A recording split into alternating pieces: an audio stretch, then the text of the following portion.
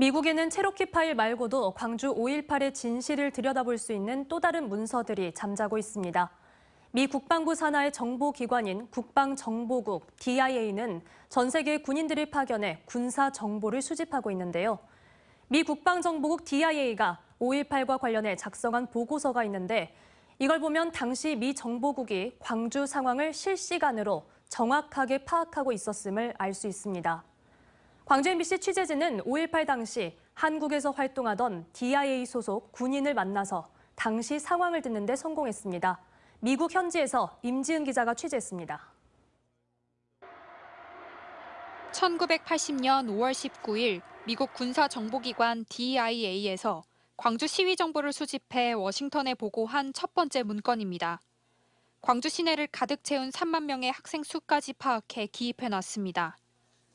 계엄군들이 장갑차와 가스를 사용하고 있고 공중에서는 헬리콥터 스피커 방송으로 시위대를 해산시키고 있다는 내용도 세세히 나옵니다. 또 DIA 요원들은 집단 발포 직후의 시민군의 무기고 피습 상황을 실시간으로 파악해 워싱턴에 보고했을 정도로 다양한 정보원들로부터 군사 정보를 신속하게 수집했습니다. 광주 MBC 취재진은 한국과 미국의 군사 정보를 총괄했던 DIA 소속군인 제임스 영을 수소문에 찾아갔습니다. 제임스 영은 5.18 당시 서울에 있으면서 한국의 군사 정보들을 들여다봤던 인물이었습니다. 한국군의 사조직인 하나회의 존재를 12.12 군사 반란이 일어나기 8년 전부터 알고 있었다고 할 정도로 한국군 동향을 정확하게 꿰뚫고 있었습니다.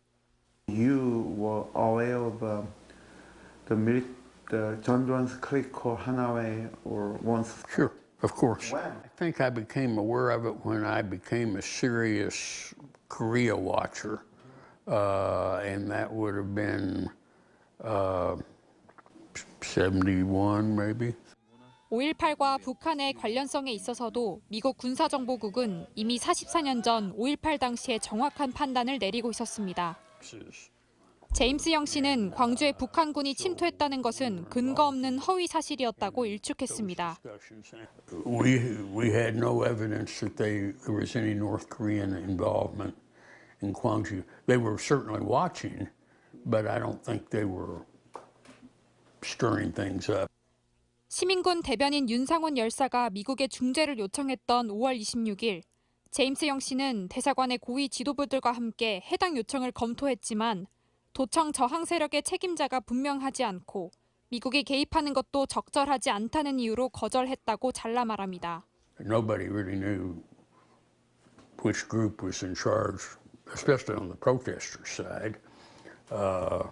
So I don't think it was very seriously considered. It was inappropriate. 5.18과 관련된 국내 정보와 문건들이 여러 가지 이유로 오염돼 있는 반면 체로키 파일을 비롯한 미국의 문건들은 여러 가지 진상을 파악할 수 있다고 보여집니다. 5.18의 진상규명을 위해 아직 미국 어딘가에 잠자고 있는 문건들을 보다 적극적으로 발굴해야 하는 이유입니다. 미국 워싱턴에서 MBC 뉴스 임진희입니다. 언제 어디서나 내 손 안의 뉴스. 광주 MBC 뉴스 유튜브 구독으로 함께하세요.